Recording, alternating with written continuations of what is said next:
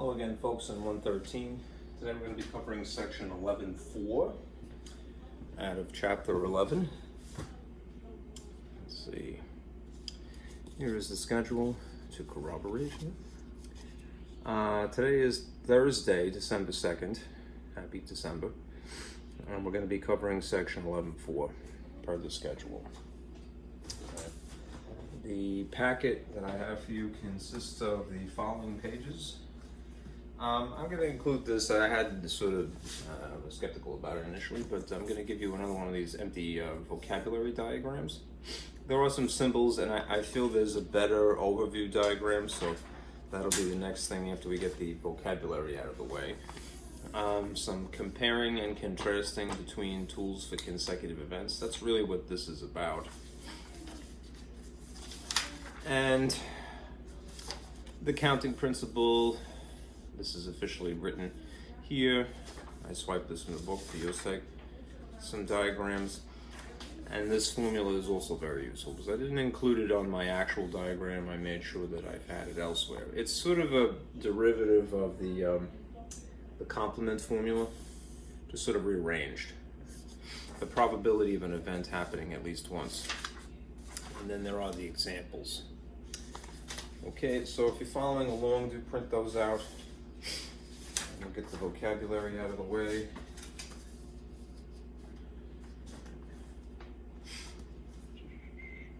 I'll keep that out. There's a lot of ambient noises here. I have people cutting down a tree across the street. And my sister is fighting with my other sister on the phone. Not really fighting, just sort of debating. We'll make do. Alright, as I mentioned, here's an overview of chapter 11. It's not worthy of a printout, but here's where we've been to this point, here's where we are, and here's where we're going. Alright, so we're going to be discussing something that essentially is tree diagrams as a tool for consecutive events. It's an alternate way of basically referring to 11.4, consecutive events. Alright, let me erase this to free up the space, and then we'll get through the vocabulary.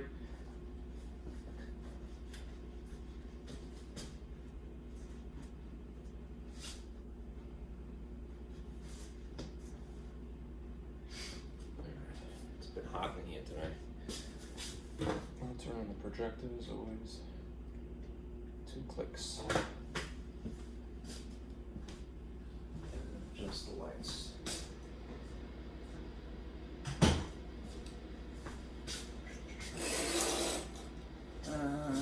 Looks like it's aimed correctly.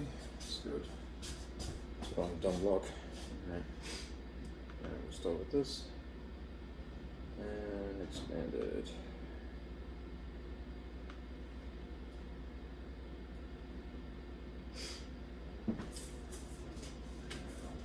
This background here.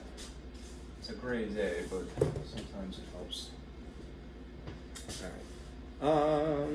I think we're close enough. Maybe I can get a hint closer. Get a little closer. Okay. That's probably as good as it's gonna get. I think I might have messed it up. You know what? That's not either. Okay.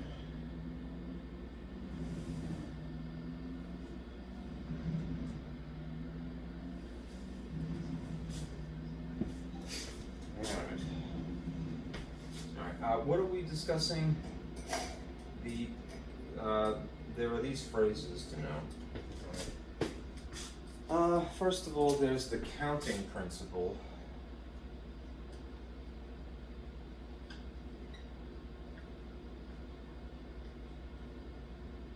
I believe it's an AL principle. He's your pal. Right? No, it's not your pal. It's LE. Sorry. Is that too faint? It might be a little hard to see, so let me not use green. Use green is frequently disappointing. Let's see. Alright, black. The counting principle is essentially a formula that looks like this: m times n. All right. And this is basically a first event, and this is a second event. To distinguish them, if you're using letters in alphabetical order, they use M and N, which is unfortunate because they kind of sound like the same thing, right?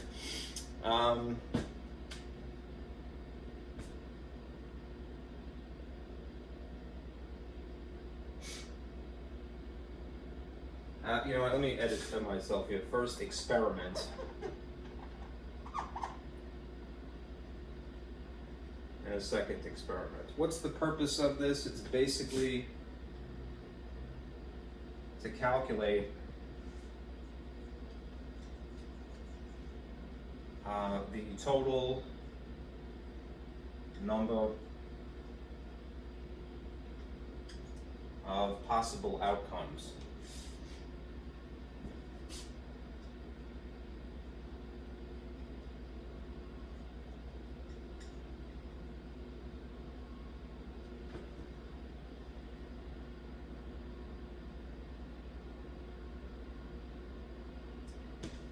And you may remember from a while ago when we talk about cardinality, we use a lowercase n and then a parentheses and then something on the inside. The cardinal number of such and such event, right? Well, that's really all that this is. It would be the cardinal number of some experiment, and if I put it in alphabetical order, it would technically be the second experiment. And then, therefore, this would be the cardinal number of a first experiment, right? Why not go N-O? I don't know, all right? But often in textbooks, they will use an M and an N, okay? All right, so it's essentially a number times a number. Number of such and such. Okay? And we use it to calculate the total number of possible outcomes.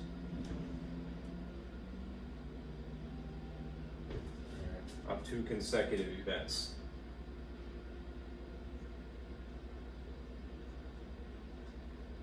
Experiments, I should say. It's a quick formula, all right? Now, if you want to illustrate the actual possible outcomes, you would use a different tool rather than this sort of formula. All right, I'm going to put it down here. All right, just leave a little space intentionally. There are tree diagrams, which is how I've sort of labeled this section. Tree diagrams are basically branches of different outcomes. And it looks, just to give you some sort of superficial idea, that is to say what it looks like, it's basically dendritic little branches like a tree, all right, but sideways rather than sort of a vertical diagram, all right? All right. It's a visual aid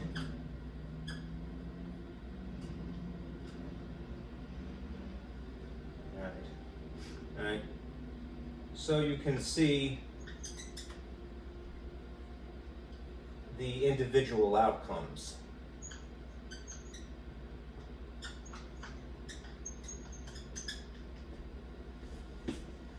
Okay. Now the name of basically the total outcomes of two consecutive events is, this is the reason why I left the space here, the sample space. Sorry, this is kind of jumbled.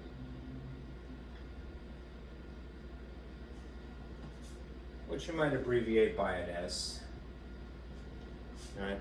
It's essentially the list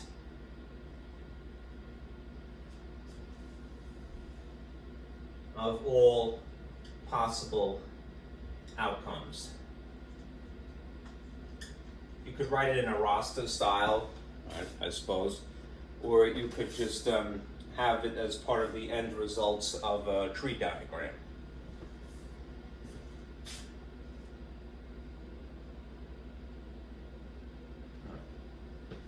Last thing is the that formula I alluded to.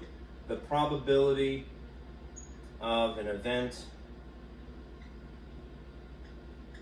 occurring 2 hours or 1 more.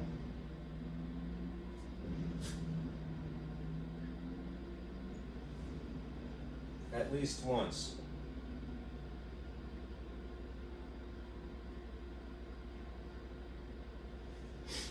Alright, it is essentially this. The probability of an event is equal to 1, as in the total probabilities, minus the probability of the event. I'm going to put a little tick mark, as in not the event, or not occurring. Alright, this is essentially a rearranged form of the complement formula.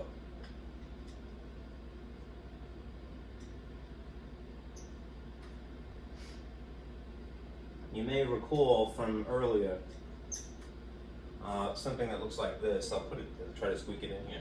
The probability of something not happening is equal to 1 minus the probability of the event happening. The tick mark, remember, is the complement. All right. So the probability of the complement, i.e., things not that, is equal to the whole 1. Because remember, probabilities are at a maximum of 100%, which is 1, minus the probability of the event actually happening. The difference here is that this essentially has been rearranged, right? The probability of an event occurring at least once could be written like so. They use letter E as opposed to a letter A. The probability of the event minus 1, the whole again, minus the probability of the complement, essentially. All right. So just to reiterate, all right, we're going to be talking about the counting principle and tree diagrams. These are 2 ways of determining the total number of possible outcomes of experiments, 2 consecutive experiments. All right. This is a little bit faster, all right, when you just want to know whatever the total is, but we'll give you an actual number. All right, the total number of possible outcomes of 2 consecutive experiments. All right. Using the cardinal number of each. All right. All right. If you use tree diagrams, the benefit of them again is that they're a visual aid, so you can actually see the individual outcomes. All right. Collectively, the sample space is the list of all possible outcomes, whether you get it from the tree diagram or not. All right, and then there's the probability of an event occurring at least once again. It's another formula. So sort of save these 4 pieces of terminology, all right, in the back of your mind as we're going along here. All right, let me show you the overview that I made because I want to sort of reiterate this nonetheless. All right, I think I could afford to elucidate. So I'm going to get rid of this, and if you want to annotate this, you're welcome to. Here's my overview of mostly the same information. All right. Now remember earlier in the chapter I was saying that there are probability experiments, and they're basically games. At the core of in the most basic form, a probability experiment can be described by a game. And we use coin flips and die rolls and card draws usually as the examples. Right. In this section, 11.4, it's heads and die rolls that would be practical for us to talk about. Again, these are collectively tools for consecutive events. Right. We have the formula to help illustrate, and we have the tree diagrams to be a little bit more specific about it. All right. So here are 2 versions of the same thing. All right. Sorry, it's a bit hot.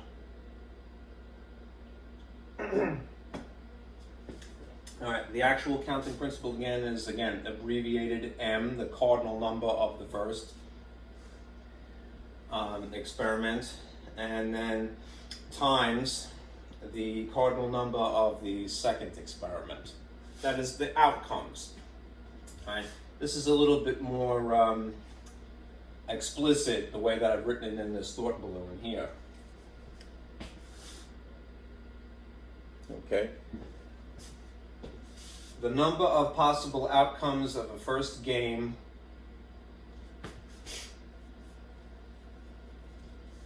of a thought experiment. Okay. Cardinality of whatever this is.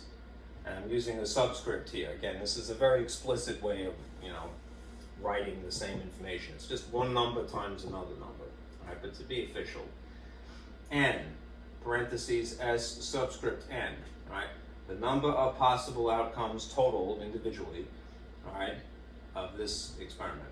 The number of possible outcomes of the second game of a thought experiment, all right? If necessary, if you had a third experiment involved, something beside a coin flip or a die roll, you could add additional factors, all right? So it would be something times a third something, all right? The bottom line is it's a number times a number, at least initially, right? That will give you the total just as a satisfying product, all right?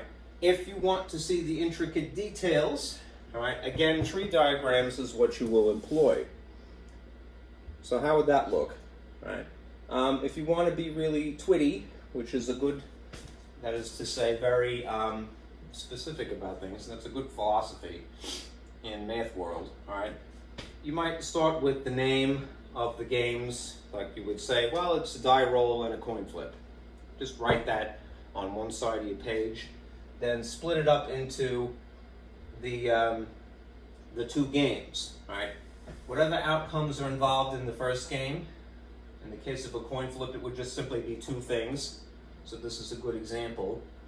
And then outcomes of the second game would be split off of that. So it, in theory, have more arrows. Right? For the sake of simplicity, I didn't put really what I should have, which is 6 here, question marks in green, and 6 here. All right? I just wanted you to see that it's something that there's a variety of the second type. All right? I was a little bit short on space. All right? Then you group them together. You sort of, as you're going through the diagram, to help answer your questions, whatever they are. All right, you would go, all right, say this occurred first, and then this particular outcome occurred in tandem, or I should say one consecutively after the other. Then you pair them together, all right? Maybe it was this first outcome and then a different option.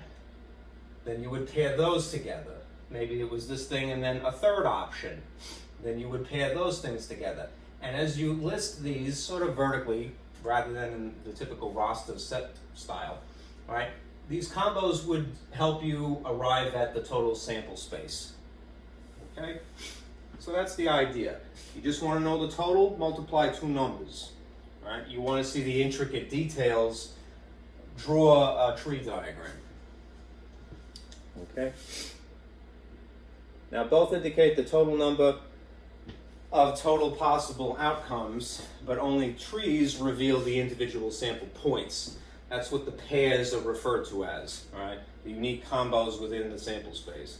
All right, for a 6-sided die, 6 arrows from each outcome of the first game should be used instead of just what I have here, which is 3, for the sake of visual simplicity.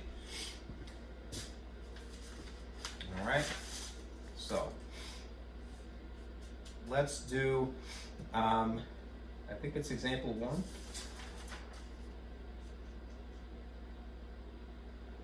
Well, let me do the example that is sort of alluded to here, all right?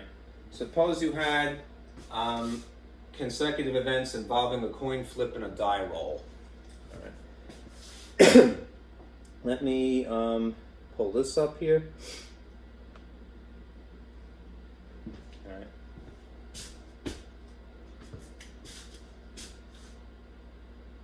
As an experiment,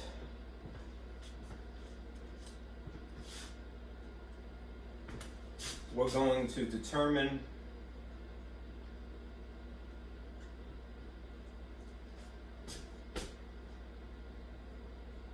total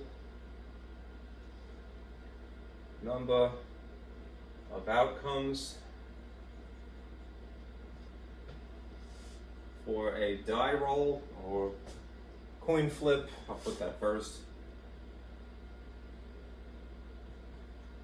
And die roll. All right. You don't have to do this, but just to tie it together with set notation that we're familiar with, all right? Or at least set theory. I'll use green here. If we were talking about a coin flip, and we wanted to list in roster style the two possible outcomes, all right? It would be heads and it would be tails. Okay, so I'm just going to abbreviate it as H and T. All right? If we wanted to list in roster style the number of outcomes of a die roll, then it would be 1, 2, 3, 4, 5, 6, right? With commas, right? All right. If we did a weird experiment, you might say, involving these things consecutively, all right, then it would just be the cardinal number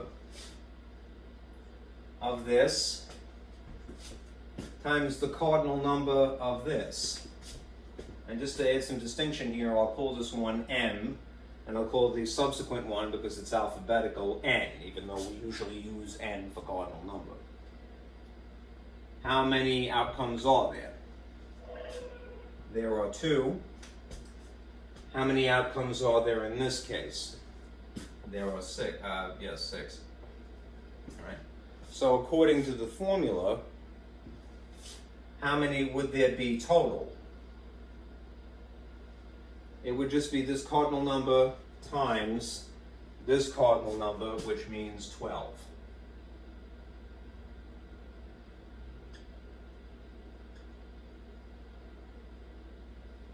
Okay? Now that's great that we could arrive at some satisfying figure just from having multiplied 2 numbers, but it doesn't show us the intricate details, or the intimate details. Who is hailing me?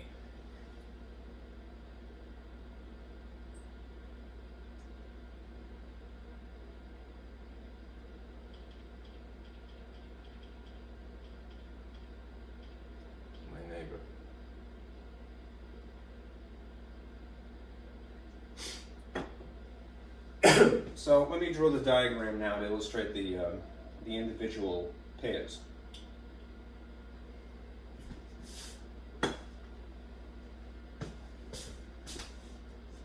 And get a little messy.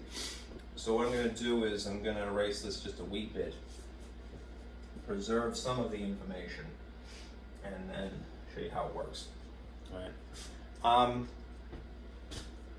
We're going to have some first little split here of arrow.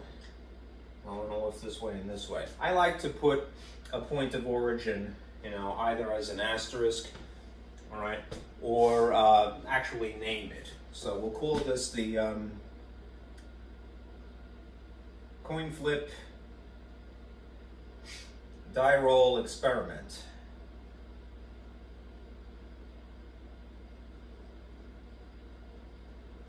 Which makes it sound highfalutin, right? How much more important than it is. All right, it's all good. All right, just as earlier, let me just, without flipping back and forth here. How do you arrange this if you're drawing this diagram horizontally like this? The outcomes of the first game, which in our case is the coin flip, all right, they get written immediately at the end points of these arrows. Okay. So I'll stick with my color coding here, which is that these are in red. Right. So as part of this grand experiment, I'll put a little cloud here. That's the point of origin. All right. The first split here would be heads is one possibility and tails is another. Okay. That's the first game or experiment, whatever you want to call it. And then from each of those, we then branch out. In this case, another 6 arrows, right, each. So you might roll the heads, 1, 2, 3, 4, 5, 6, all right? But then you die roll a consecutive 1, 2, 3, 4, 5, 6. And then because it's, again, a die roll, you have to consider it from the after the point of tails, rather. So 1, 2, 3, 4, 5, 6. It's a little redundant. It could get a little messy, especially your first try at this, but do not be deterred. All right. The visual aid is something that you, if you do it enough times, you go, oh, that makes things so much clearer. All right. Anyhow, what you do is then you pair these things together and you continue with your branches to build up the sample space. So I'll do that as we progress. You have this experiment, you roll a head, say, and then, you flip a head, and then you roll a 1. So this will be H1, right, is the first pair, a sample point, all right? Alternatively, you could, there was something on my board here. You could flip a head, but then get a 2. Woo. Watch your head. H3, H4, H5, H6. Right? Or, in theory, you could flip a tail, right? For lack of a better way of saying it. And then get a 1. So it'd be T1. And then T2. Great movie. All right. T3. All right. T4. T5. And T6. All right. And that is the entire sample space. Now, just to re-emphasize, each one of these pairs are sample points. All right. The entire thing collectively is referred to as the sample space. Okay. Each pair is a sample point. The whole kit and caboodle is a sample space. All right.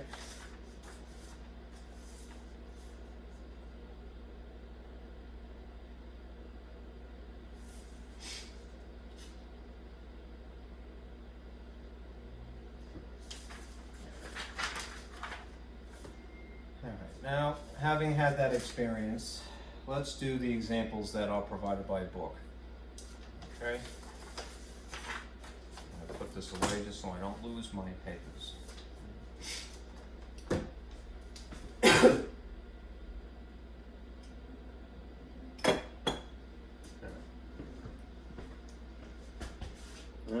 Minimize this, get rid of that, and open up examples here.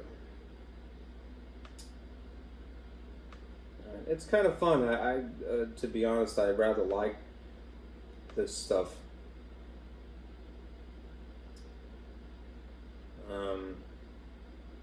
As drawing a picture is always kind of amusing. Anything that makes things more clear is a fun exercise, I think.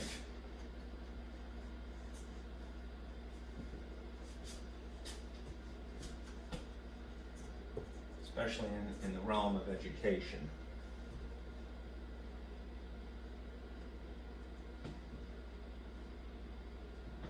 All right. So here we are. That may be a little hard for you to read, but if you have the printout, let me just read it to you to follow along. The radio station has 2 tickets to give away to a Blake Shelton concert.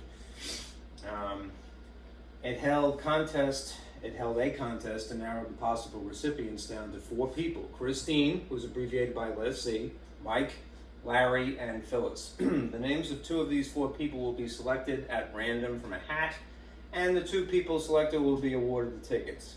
Right? Use the counting principle to determine the number of sample points in the sample space. All right.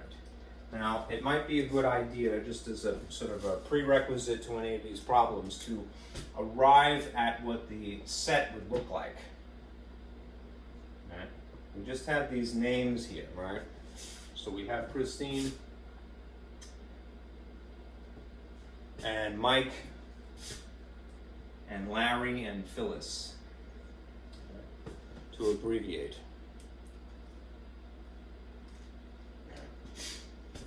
Now, they don't give us a lot to go on, it's not explicitly stated, but we can pluck out some necessary information, all right? There are obviously 4 people here, right, to start with. That's a little hard to see because of the unfortunate superimposed gobbledygook, right? There are 4 people during the first draw of this random hat draw here. Now, again, it's not explicitly stated, but if they're looking to pick out 2 people here, and 1 person has already been selected, intuitively, all right, how many people would be left over? If you're not returning the person that you've pulled out of the 4 from, from the hat here.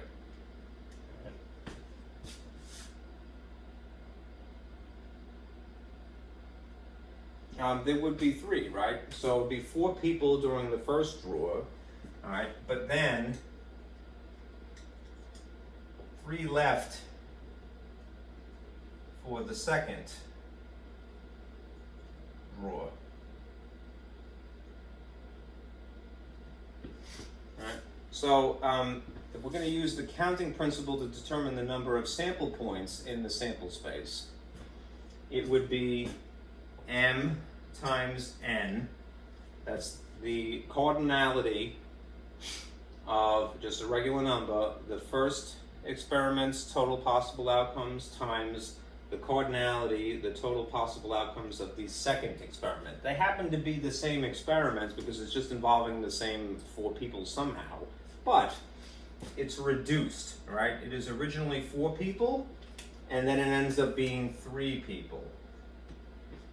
Because you're not going to put somebody back after you plucked them out of the pot, all right? So what's just 4 times 3? Right, it would logically be 12 again.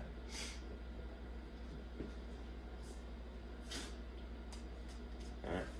I should have verified from earlier when I had done the coin flip and the die roll that the number that we calculated, which was coincidentally 12, is how many sample points there were.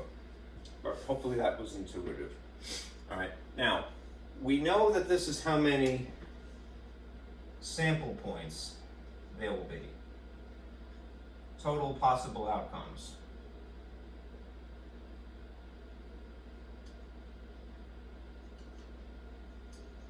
Or what you might call combos.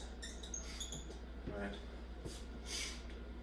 I just don't, you have to be very careful, especially in the position of teacher. You don't want to confuse anybody. If they have any inkling about combinations or permutations, I'm not going to say the word combination per se, but I will say the word combo, all right? To give you a feel.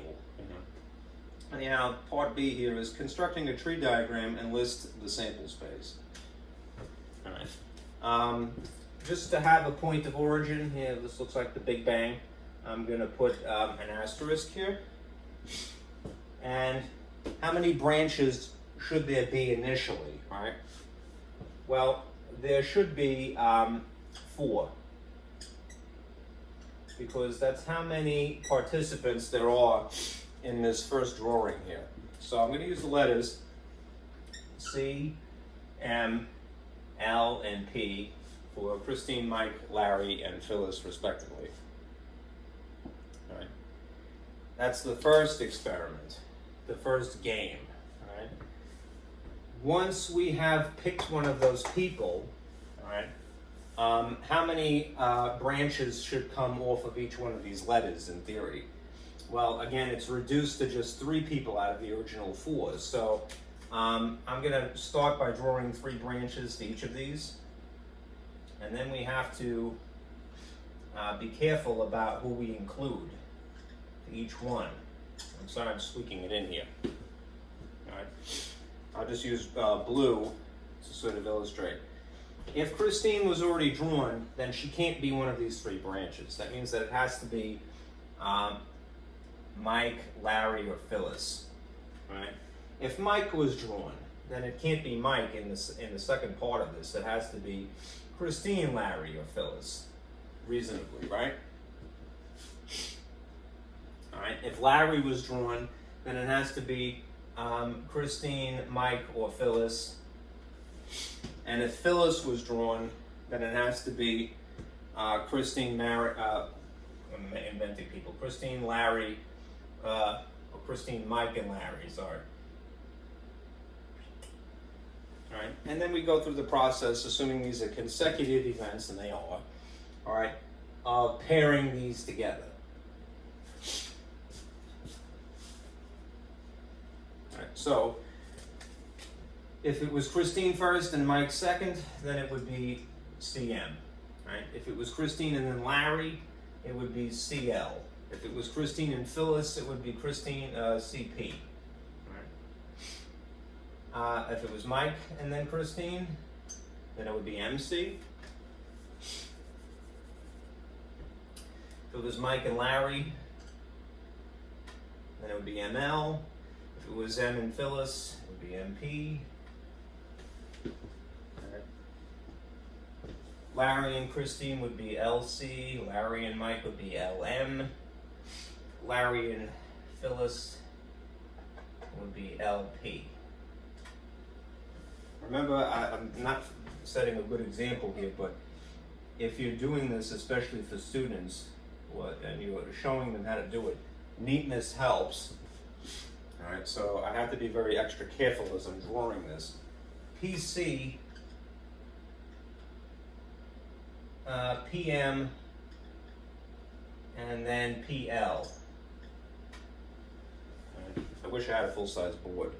But anyhow, let's count them, right?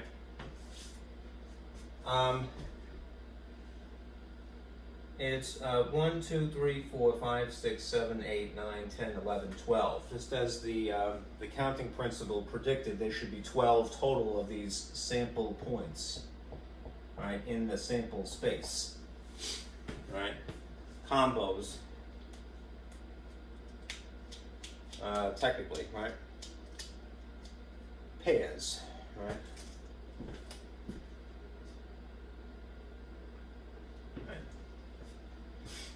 all right, now,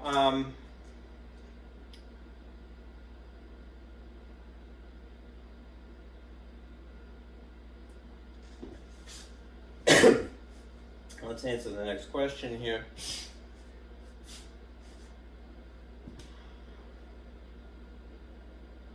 I'm just double checking that I covered all my bases here.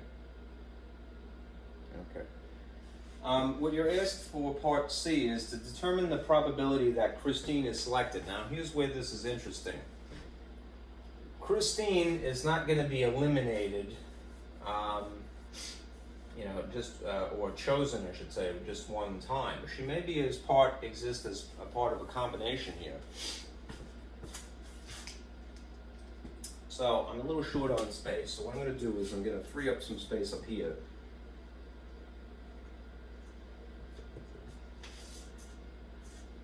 And write this. All right. To answer part C, come on. In shorthand, the probability of Christine would be equal to the number of events favorable to Christine over the total in the sample space, right? N for sample space, or set if you like, all right? how many pairs involves the letter C, essentially? All right. I'm going to circle them in red just for the sake of clarity.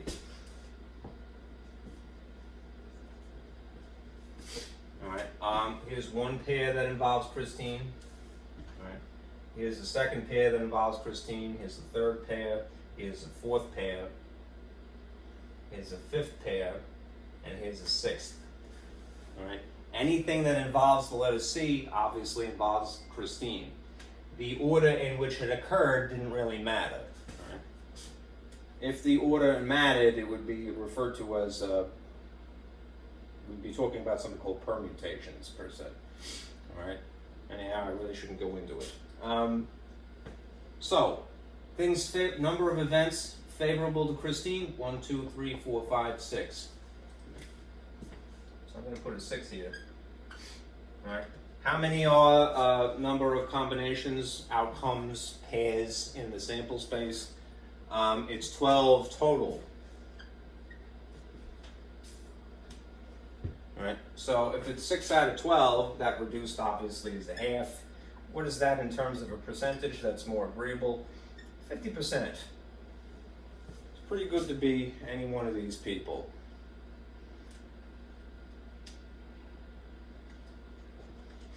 Okay.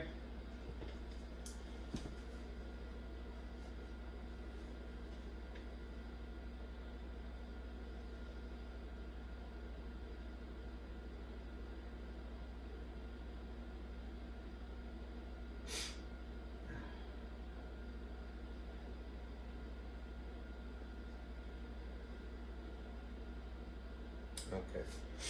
All right. Lastly, part D here, determine the probability that Christine is selected and then Mike is selected. I'm going to use blue just because I scribbled in red here. I want to add some distinction.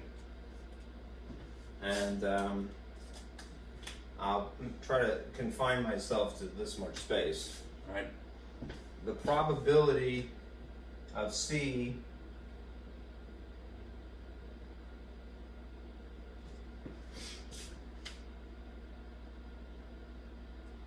and then Mike.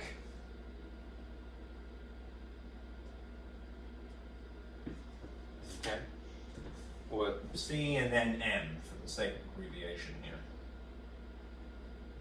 All right. Now we're being a little bit more strict in our criteria of this. Nonetheless, if we're going to stick with the notation of probability, right? The probability P of is parentheses. All right, Christine and then Mike, C and then M would be the number of events favorable to C and then M over the total in the sample space.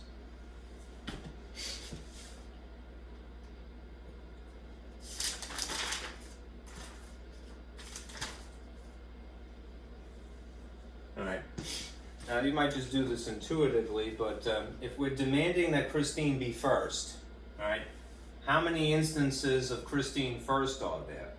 It would be just these 3, and then of those, how many include Mike at all, right? Just this one case, right? So it would be 1 over 12. Right? The probability would be 1/12. Which, if you wanted to make a percentage, I think it's something like 16%. I'm just curious. 1 divided by 12. No, I'm sorry. It'd be about 8% chance. Right. If you're being that demanding, you know, about 8%. Okay.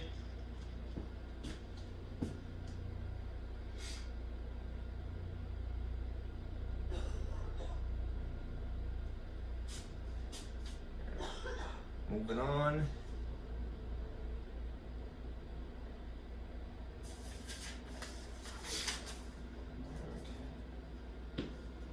Now let's take a look at the second example here. My battery is doing okay, it's fine. This is about sandwiches. okay. Because this has so many parts, unfortunately, I'm gonna have to probably write and then erase a lot, because I don't have another board in my kitchen.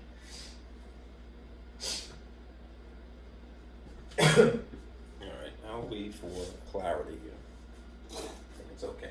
At Finley's restaurant, each lunch special consists of a sandwich, a salad, and a beverage. Right? The sandwich choices are roast beef, ham, or turkey, so RH and T. The salad choices are macaroni or potato, and the beverage choices are coffee or soda, which some of these sound really gross if you mix them. Use the counting principle to determine the number of different lunch specials offered by this restaurant. All right. Now, remember, if this is the counting principle for 2 consecutive events, m times n, then if we're talking about essentially 3 consecutive events, all right, the sandwich situation, the salad situation, and the beverage situation, let's just think about them as a number of possible outcomes for each of them. In the case of sandwiches, it's roast beef, ham, or turkey, so that's 3. All right. In the case of macaroni, it's salad, it's macaroni or potato salad, which is just 2. Wouldn't have thought of those as salads, but so be it. And beverages is coffee or soda, to generalize. So that is another 2. In theory, what we would have to do to answer part A here is expand upon the formula, right? Instead of it being one thing and then a second thing, it would technically be a third thing. So I'm just going to call it O, right? M-N-O as in alphabetical order. This is the first, the second, and the third possibility here. Right. So that would be 3, 2, and then coincidentally 2. Boy, my phone is ringing off the hook today. All right, what's 3 times 2 times 2? 6 times 2 is 12. So just dumb luck, it's a coincidence. It's going to be 12 total combos, right? Sample points if I want to be technical, right?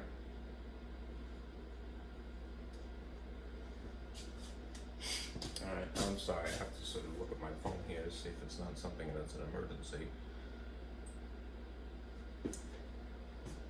Okay.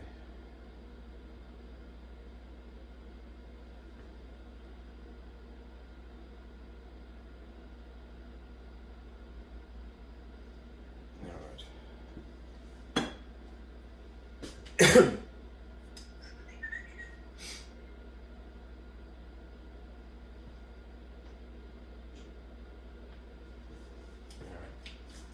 Now, if the order definitely matters, then technically it would be referred to as permutations, but I don't want to get into it, okay? I should shut up rather than hint at something. Right? All right, anyhow, the formula, the counting principle is sufficient, right? To figure out how many total sample points, to spare myself any difficulty, we would have. 12, coincidentally, just like those other problems. Now, I would need to construct a tree diagram if I want to see the intricate details. So I'm going to erase a wee bit here and pull up my little fake whiteboard and get to this part here.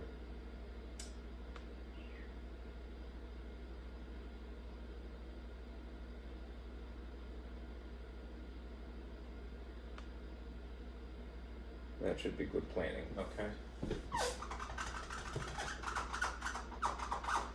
All right, tree diagram, all right? A point of origin. This is different, incidentally, from the last problem because remember, once you've decided a sandwich, that's it. So, from the point of origin, if you will, I would start with 3 arrows because there are 3 possibilities for sandwiches, right? It was R for roast beef, H for ham, and T for turkey, right? Yeah. All right. From each of these, we would then have two options in terms of a salad, so to speak. So, 2 arrows for each of these. In that event, it would be macaroni or potato salad, so we'll use blue. MP, MP, MP. And then once you have that, you have a choice of a beverage. So it's just coffee or soda. They're not specifying anything else. You imagine that, just like you get soda. All right, and that's it. I don't care what it is. So 2 options for each of these then would be 2 arrows for each of these.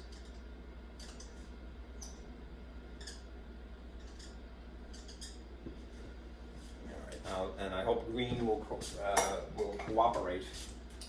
So coffee, C, S, C, S, C, S, C, S, C, S, C, S, not an I.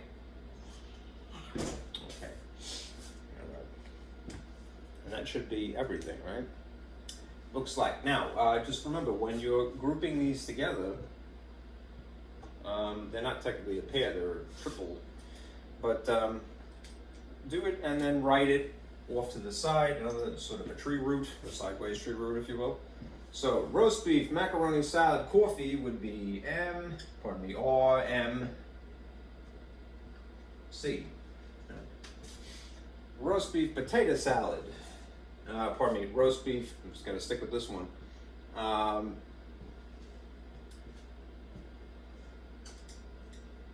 Macaroni salad, soda. Alright, I'm jumping the gun, right? So, roast beef, now potato salad.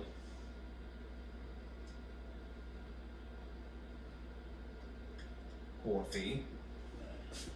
Roast beef, potato salad, soda. I'm gonna put a little scribble here. It doesn't have to be there. Alright, ham, macaroni salad, coffee. Yuck. Ham, macaroni salad, soda. Ham, potato salad, coffee. Ham, potato salad, soda. Again, a little scribble. Let's see. You see the tedium of this, right? But again, the visual aid will help you answer any subsequent questions. So, try if you're doing this, all right, do it on a nicer piece of paper than, what my confined space would simulate. Turkey, macaroni salad, coffee. All right. Turkey, macaroni salad, soda. And then turkey, potato salad, coffee. Turkey, potato salad, soda. And thankfully, it's all within view. That's the crappily drawn S there. It's still crappy. There you go. It's a little bit better. It's got flair. All right. These are, in theory, all of the sample points. Now, just to sort of verify, the counting principle determined that there would be 12 of these groups. So, 1, 2, 3, 4, 5, 6, 7, 8, 9, 10, 11, 12. Good. We've confirmed that. And this is what they would be individually, using the tree diagram visual aid. All right. Right. Now, if you wanted to, you could write these with commas in set notation, but I'm not going to do that because I don't have a lot of space. This is what they would look like, the sample points. If a customer randomly selects one of the lunch specials, determine the probability that it involves a roast beef sandwich and a soda. All right. Again, for the sake of space, let me write that up here. Answer C. The probability of a roast beef, and then a soda, to abbreviate. As often, as always, the number of events favorable to a roast beef and then a soda out of the total in the sample space. All right, so we're going to look for things that are R and S. All right, and I'll circle them in red just to add some distinction here. All right, here is an R and an S.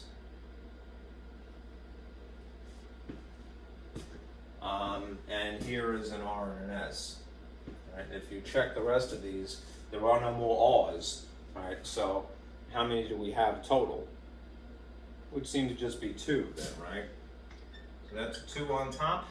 And we already know that from the counting principle that the total number of sample points in the sample space is 12. So this is 1/6. Right? And if you like percentage, like you like me, then it would be 1 divided by 6, which would be 16, almost 17%.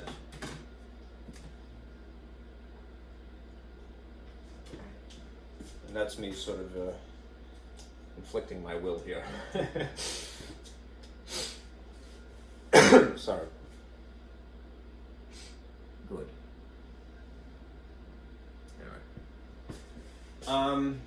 Now for part D, if a customer randomly selects one of the lunch specials, determine the probability that it is, this is a little weird, right? The phrasing, neither macaroni salad nor coffee. Right. So, again, just for the sake of space, I'm going to abbreviate up here. For part D, the probability of, you could write not M, nor is this a way of saying and also not coffee, so not C. What we would have to do is calculate the number of outcomes favorable to tick mark, not M, same difference, all right, and also not C, out of the total in the sample space, right, just to abbreviate. I'm using a little N symbol here, and I'm using tick marks to indicate not those things. Right. So let's go back and count the things that involve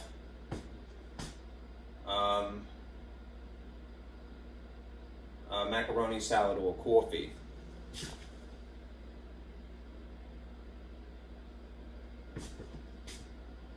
All right, let me just erase this in red here, just not to confuse it. I'll do it in blue anyway, but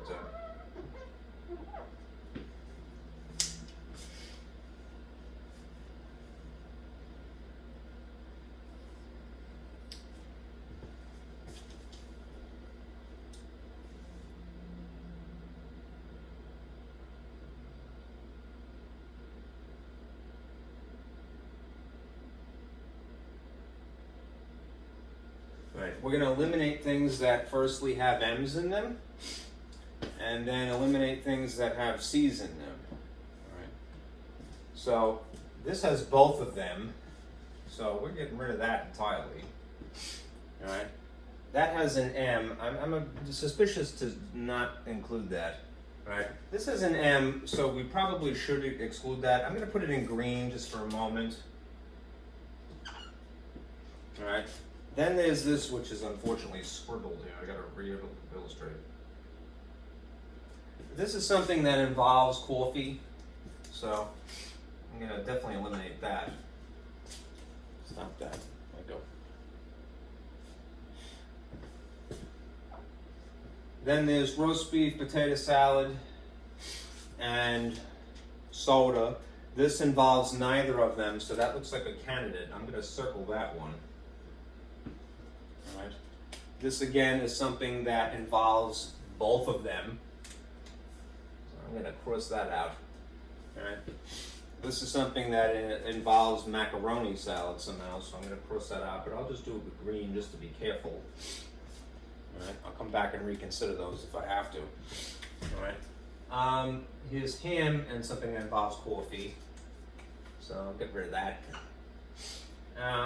Here's something that involves neither of them, so that's another one that is a candidate.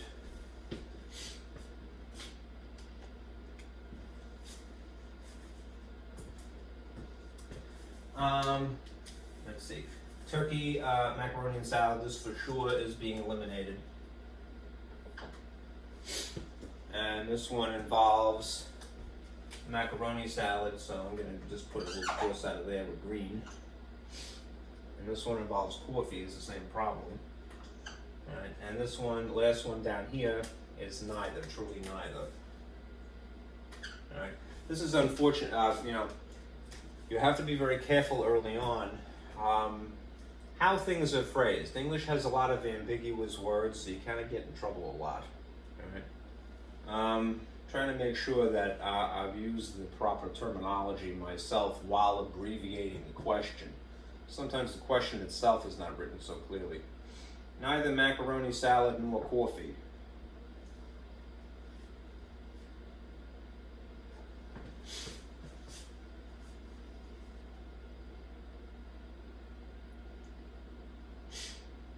I would say what that means ultimately, if it's not macaroni salad and also not coffee, it means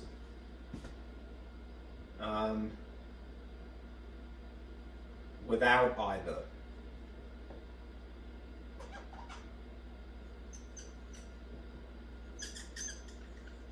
There's maybe a more clear way of saying that.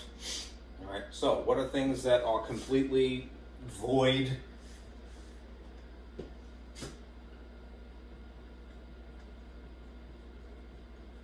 of either? It's just these three things, right? Something else may have coffee but not macaroni salad, but the things that are truly neither of these, all right, would be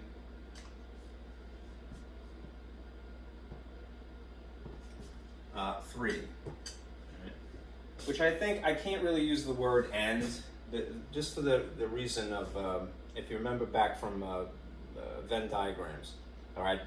And the word and implies some kind of an overlap, right?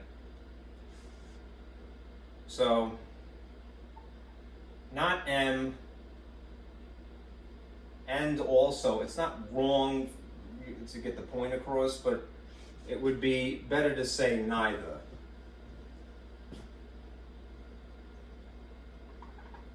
In general. Neither M nor C.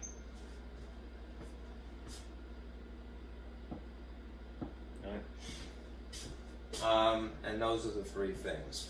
All right, so roast beef, potato salad, soda, ham, potato salad, soda, turkey, potato salad, soda. All right, how many outcomes are there in the sample space? It's still 12. All right, and then if you simplify that, that would be a quarter, which is the same as 25%. Okay.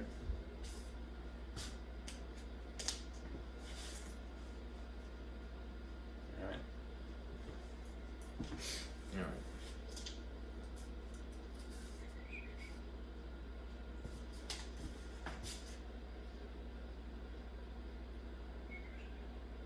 Good.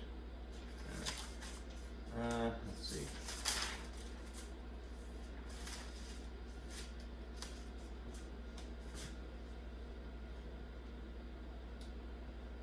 Two more of these and then I'll stop.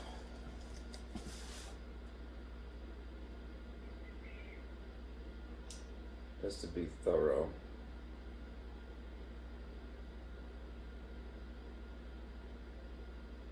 Okay.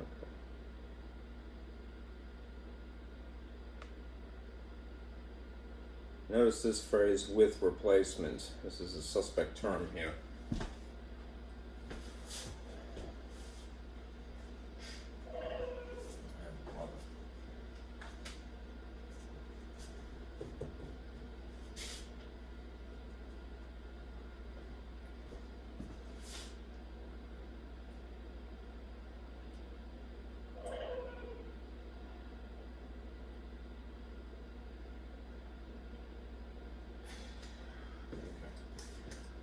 2 balls are to be selected with replacement. That means that they're put back into the bag once they're drawn the first time. All right.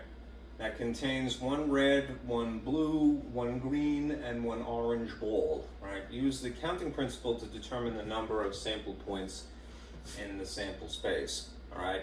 Now, if this is the counting principle to answer A, it's m times n. That's the first experiment, and n is the second experiment's cardinal numbers. So, how many balls are there to start with? There's 4. 1 red, 1 blue, 1 green, 1 orange. I know that they say this word, this phrase, 2 balls are to be selected, but that's referring to the number of games, not the total number in each of those experiments. All right.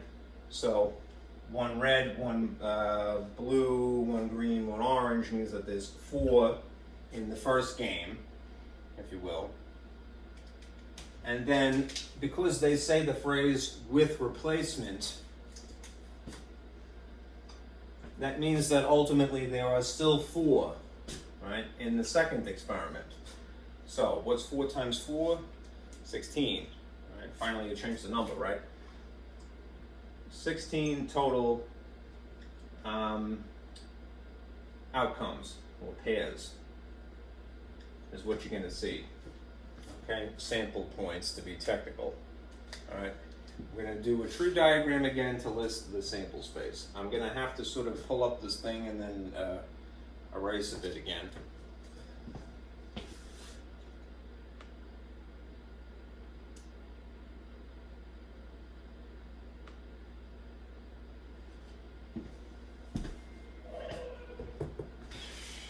should just turn my phone off.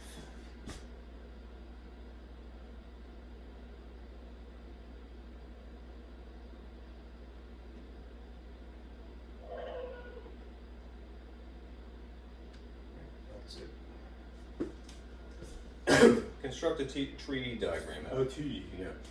All right. So this one's going to get a little messy because there are 16 sample points rather than 12, which is what we've seen.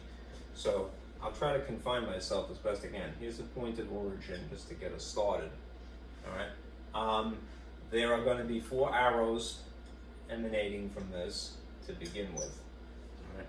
And I'll use the abbreviations of R, right? B for blue, G for green, sorry for the complexity here, and O for orange, all right? Yes, they're all red, but that's just because it's the first game, okay? All right. Then, since there's replacement, all right, that means that even if you got a red to begin with, in theory, a person could get red a second time. So I'm going to have to put 4 arrows off of each one of these. Tedious as it might seem. And I'm really squeaking it in here. And then basically write the same thing, all right? So R, B, G, O. R, B, G, O. R, B, G, O. R, B, G, O. All right. And then pair them together, right? So R, R.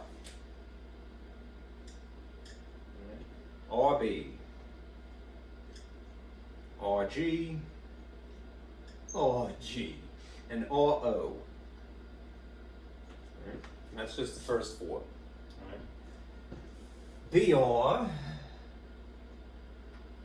BB,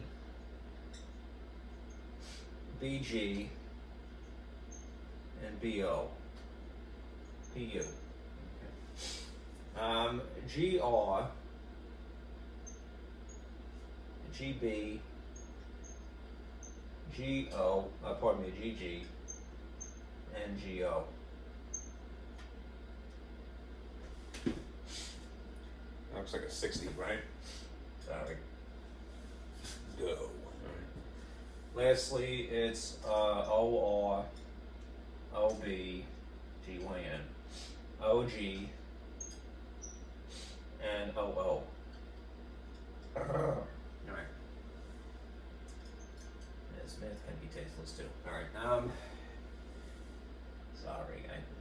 I look for humor wherever I am.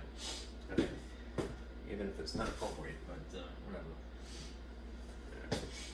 So let's just confirm 16 is the total number of these pairs. 1, 2, 3, 4, 5, 6, 7, 8, 9, 10, 11, 12, 13, 14, 15, 16. Yep, it's legit. All right, now to answer these subsequent questions here,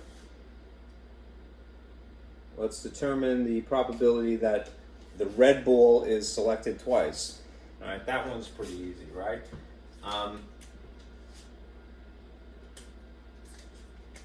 Just for the sake of contrast, here's C. The probability of R, essentially. How many things are R? You don't have to write these abbreviations, but it is a good exercise because it will tie together with, earlier material. It will reinforce those concepts. There is only one instance of it being RR, right? So that would be 1/16. Right? A pretty small percentage, right? And then D, determine the probability that neither ball selected is orange.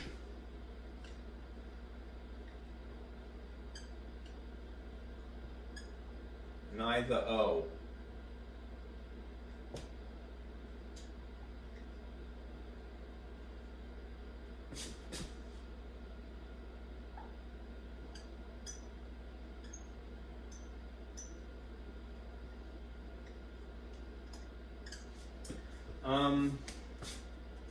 Things that are completely not O. 1, 2, 3, 4, 5, 6, 7, 8, 9. So it looks like it's 9, right?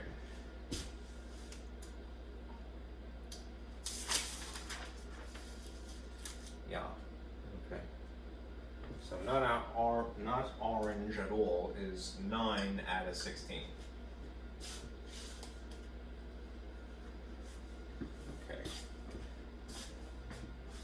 And E is determine the probability that the orange is selected at least one time. So that's another way of saying at least one orange.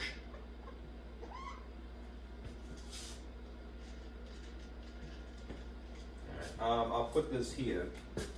The probability at least O.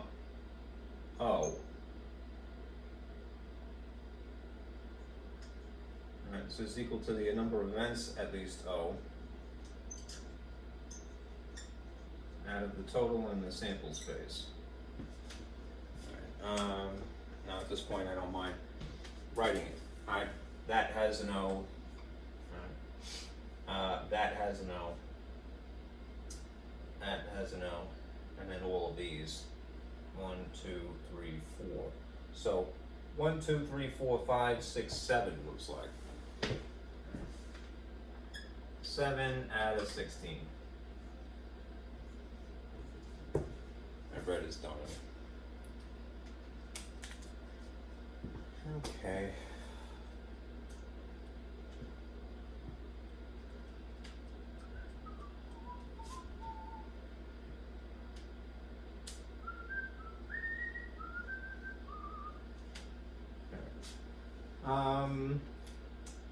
All right. Now for the last thing. I think that might be it. Is there another one?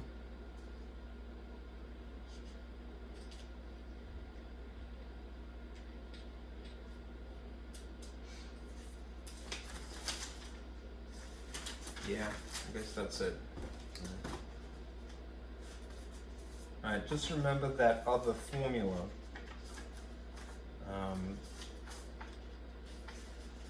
Which is an alternative form of the complement formula, which you could use instead. Alright, I'm just going to flash really quick. There's an example that you would see here. Alright, here's the tree diagram in reference to this picture here.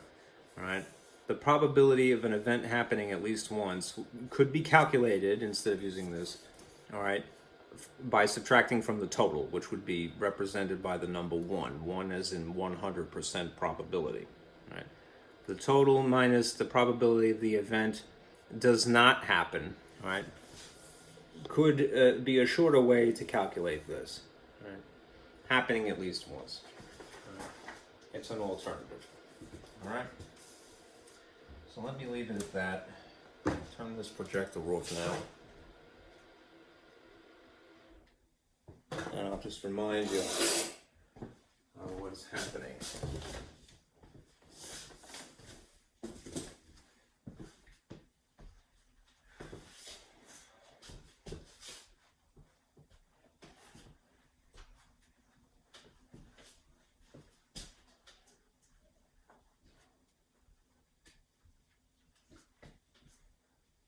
All right, for homework,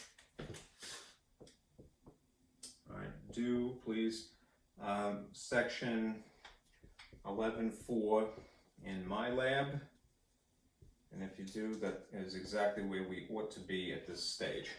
Okay, put this in here. There isn't anything immediately pending aside from those homework assignments, but just be clear, we're really coming down to the end here. All right, we just have next week, Tuesday and Thursday, respectively, for new material. Bless you. All right, and then the week after is the actual final exam. That's really all that you need to worry about aside from these homework assignments. I'm going to probably give you this as a freebie again, all right, just to give you the time. All right, but don't let it get ahead of you. All right, it can, especially with this new stuff, probability is not something that, you know, unfortunately it gets glossed over a lot. All right, so I'll see you on Tuesday. Be careful out there.